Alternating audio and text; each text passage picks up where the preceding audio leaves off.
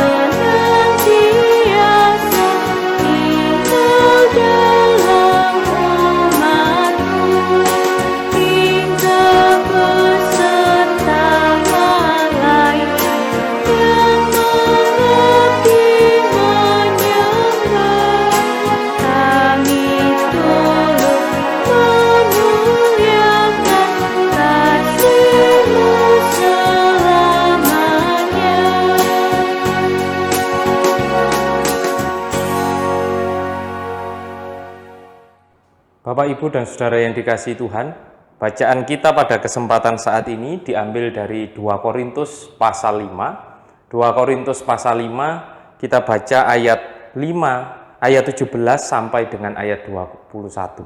2 Korintus pasal 5, kita baca ayat 17 sampai dengan ayat 21. Akan saya bacakan yang demikian bunyi kebenaran firman Tuhan. Jadi, siapa yang ada di dalam Kristus, ia adalah ciptaan baru. Yang lama sudah berlalu, sesungguhnya yang baru sudah datang.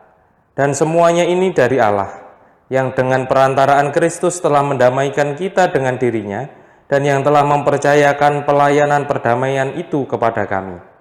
Sebab Allah mendamaikan dunia dengan dirinya oleh Kristus, dengan tidak memperhitungkan pelanggaran mereka. Ia telah mempercayakan berita pendamaian itu kepada kami, jadi kami ini adalah utusan-utusan Kristus. Seakan-akan Allah menasehati kamu dengan perantaraan kami, dalam nama Kristus kami meminta kepadamu, berilah dirimu didamaikan dengan Allah. Dia yang tidak mengenal dosa telah dibuatnya menjadi dosa karena kita, supaya dalam Dia kita dibenarkan oleh Allah. Demikianlah kebenaran firman Tuhan. Berbahagialah kita yang senantiasa membaca, merenungkan, terlebih mampu melakukan kebenaran firman Tuhan ini di dalam kehidupan kita sehari-hari. Amin. Bapak, Ibu, dan Saudara yang dikasihi Tuhan, kita di dalam menjalani segala aktivitas ataupun kegiatan kita tahu bahwa segala hal yang kita lakukan ini harus kita lakukan dengan sepenuh hati. Kalau kita tidak melakukan dengan sepenuh hati, maka hal-hal yang kita lakukan itu biasanya tidak dapat berjalan dengan baik. Apapun itu, entah kita melakukan pekerjaan kita, atau kita melakukan aktivitas kita sehari-hari di rumah. Kalau kita tidak melakukannya dengan sepenuh hati kita, biasanya apa yang kita lakukan itu tidak berjalan dengan baik. Mungkin contoh ketika kita merawat hewan, merawat tanaman, kalau kita tidak melakukannya dengan sepenuh hati kita, maka yang kita rawat itu pun juga biasanya tidak kemudian menghasilkan yang baik. Nah, itulah yang menunjukkan bahwa kalau kita mungkin tidak melakukan segala sesuatu dengan sepenuh hati, maka yang kita lakukan itu tidak akan berjalan dengan maksimal.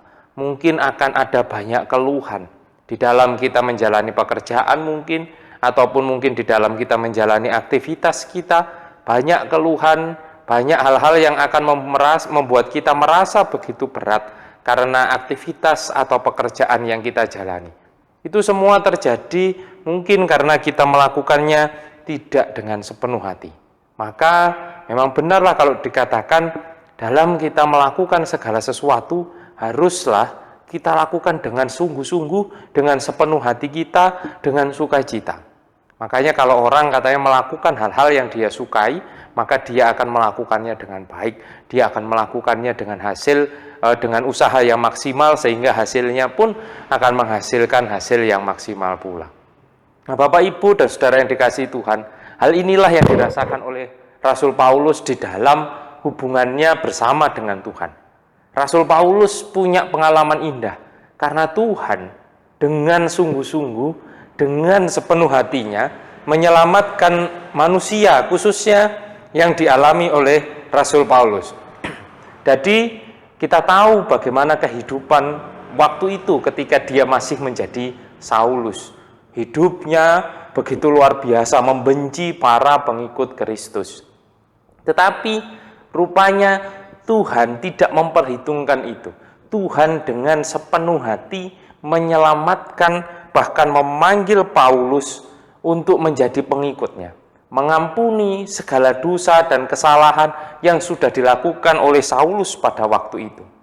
Nah, inilah yang dipahami oleh Rasul Paulus sebagai perbuatan Tuhan yang luar biasa, yang sepenuh hati Tuhan melakukannya tidak tanggung-tanggung, sepenuh hati dilakukan oleh Tuhan dalam menyelamatkan Rasul Paulus. Bahkan dikatakan tadi di ayat yang ke-17, jadi siapa yang ada di dalam Kristus, ia adalah ciptaan baru.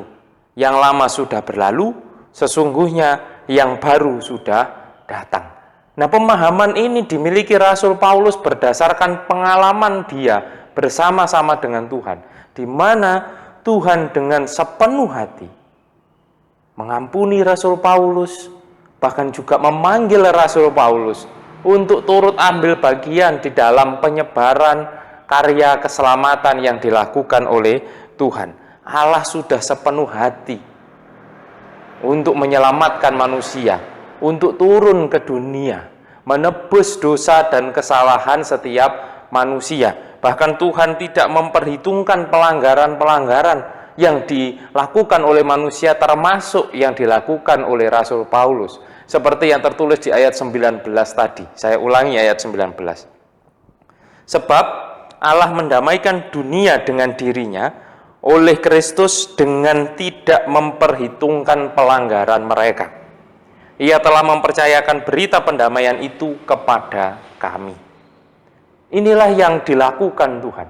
Pendamaian yang dilakukan oleh Tuhan dengan manusia ini dilakukan oleh Tuhan dengan sungguh-sungguh, dengan luar biasa, sehingga hasil yang diterima manusia pun kemudian bisa merasakan kedamaian ketika dia mau menerima pendamaian yang dilakukan oleh Tuhan.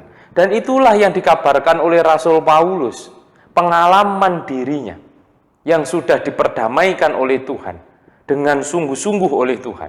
Dan Rasul Paulus pun juga menerimanya dengan sungguh-sungguh.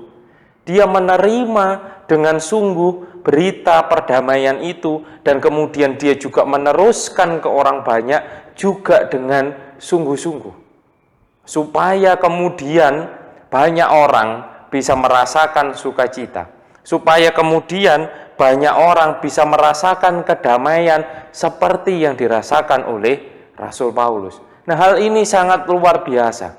Gambaran seperti ini jelas, kalau Tuhan tidak sungguh-sungguh di dalam mendamaikan manusia, ini semua pasti tidak akan bisa terjadi. Kita tidak mungkin bisa seperti sekarang ini kalau Tuhan tidak sungguh-sungguh di dalam memperdamaikan antara manusia dengan Tuhan. Karena manusia sudah begitu banyak melakukan hal-hal yang tidak dikehendaki oleh Tuhan. Dosa manusia sudah begitu besarnya, sehingga manusia itu tidak bisa menyelamatkan dirinya sendiri dari dosanya. Butuh pertolongan, butuh bantuan, harus diangkat dari jurang dosa ini. Dan itulah yang dilakukan oleh Tuhan. Tuhan dengan sungguh-sungguh mengangkat manusia, mengeluarkan manusia dari jurang dosa ini, melepaskan dari belenggu dosa ini, oleh Tuhan dilakukan dengan sungguh-sungguh. Tanpa memperhitungkan pelanggaran-pelanggaran manusia, tanpa melihat lagi apa yang menjadi masa lalu dari manusia itu. Setiap orang yang mau menerima Tuhan, maka nasibnya seperti Paulus, dia juga pasti akan diampuni dosa dan kesalahannya, dan kemudian dia bisa merasakan hidup dengan sukacita, seperti yang dilakukan oleh Rasul Paulus. Nah, inilah pengalaman indah inilah yang kemudian memotivasi Rasul Paulus untuk juga melayani Tuhan dengan sungguh-sungguh. Memotivasi Rasul Paulus untuk kemudian melakukan banyak hal-hal baik di tengah-tengah dunia ini. Meskipun banyak tantangannya, meskipun banyak sekali cobaan yang dialami oleh Rasul Paulus, tetapi tidak menyurutkan semangat Rasul Paulus, karena dia sudah punya pengalaman yang indah bersama-sama dengan Tuhan, karena dia sudah merasakan betapa Tuhan sudah sungguh-sungguh menyelamatkan dia dari dosa. Nah, inilah juga yang kenapa kemudian di ayat yang ke-20 dan ke-21, saya ulangi bacaan kita di ayat 20 dan 21. Jadi, kami ini adalah utusan-utusan Kristus, seakan-akan Allah menasihati kamu dengan perantaraan kami. Dalam nama Kristus kami meminta kepadamu, berilah dirimu didamaikan dengan Allah.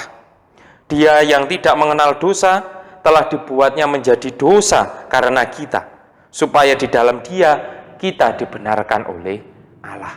Nah, inilah yang kemudian menjadi semangat Rasul Paulus, kenapa dia terus memberitakan supaya banyak orang juga bisa memiliki pengalaman yang sama seperti yang dialami oleh dirinya, oleh Rasul Paulus, bahwa Tuhan sudah sungguh-sungguh menyelamatkan dia dari dosa, Bahwa Tuhan itu tidak setengah-setengah di dalam melakukan sesuatu, sehingga hasilnya juga pasti baik.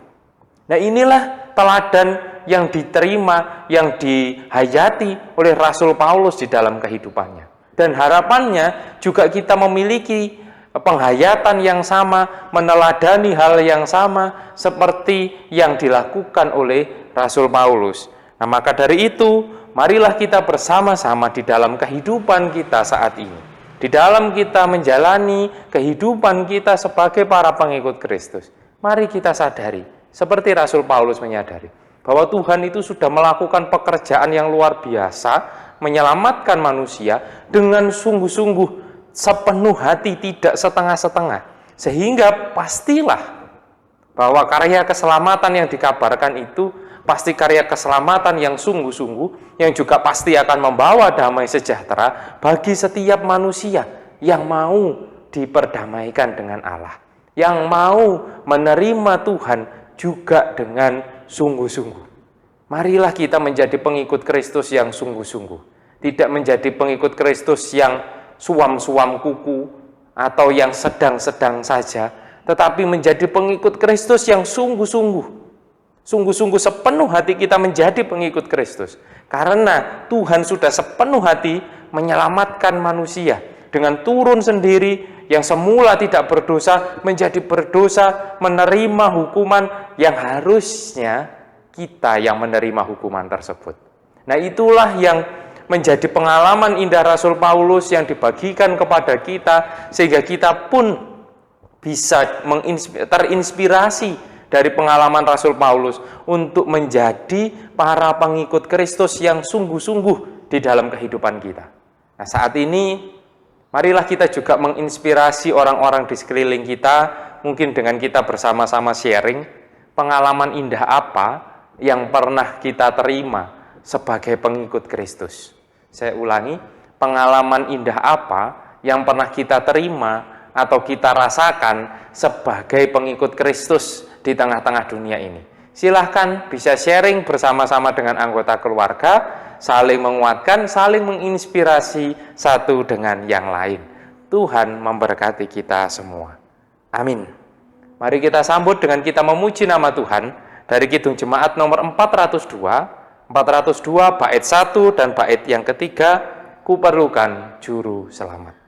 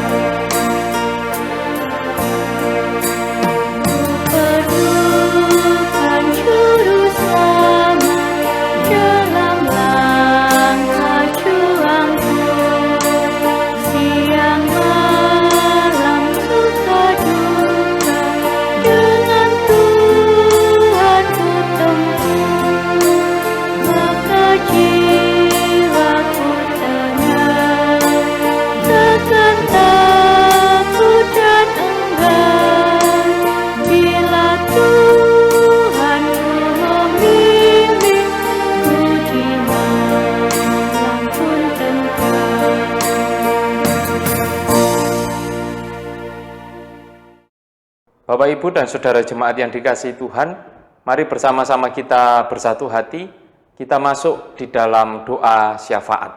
Mari kita bersama-sama berdoa. Bapa kami yang di surga, kami bersama-sama mengucap syukur bahwa pada kesempatan saat ini, kami telah bisa bersama-sama membaca merenungkan kebenaran firman-Mu, juga kami memuji memuliakan nama-Mu melalui puji-pujian yang kami nyanyikan bersama-sama dengan keluarga kami. Kiranya apa yang sudah kami lakukan ini bisa memperkuat iman percaya kami, dan kami semakin dimampukan untuk menjadi para pengikut-Mu yang sungguh-sungguh dan setia melakukan apa yang menjadi kehendak Tuhan. Ya Bapa, saat ini kami ingin berdoa untuk saudara-saudara kami yang mungkin sedang menderita sakit. Apapun sakit penyakit yang dialaminya, kami mohon Tuhan senantiasa turut campur tangan di dalam proses pemulihannya, sehingga Tuhan menguatkan, Tuhan memampukan, dan saudara-saudara kami ini kembali bisa pulih, menjalani aktivitasnya kembali dengan sukacita. Kami serahkan hidup kami semua juga ke dalam tangan kasih Tuhan. Di dalam kami menjalani pekerjaan, di dalam kami menjalani aktivitas kami sehari-hari, juga di dalam kami menjalani kehidupan berkeluarga. Kami mohon Tuhan senantiasa menyertai juga memberkati, supaya kami semua bisa menjalani hidup kami dengan lancar dan juga dengan penuh damai sejahtera. Ya Bapa, saat ini kami berdoa juga untuk seluruh warga jemaat, khususnya yang ada warga jemaat GKJW Mojosari, mulai warga anak sampai dengan warga lansia. Kami mohon Tuhan memberkati, karena di dalam situasi pandemi ini kami membutuhkan pertolongan kekuatan Tuhan, dan juga Tuhan menjauhkan kami semua, segenap warga jemaat GKJW Mojosari, dari segala sakit penyakit, khususnya penyebaran virus ini, sehingga kami tetap bisa menjalani seluruh kegiatan kami dengan baik, dengan lancar, karena tuntunan juga penyertaan yang Tuhan berikan.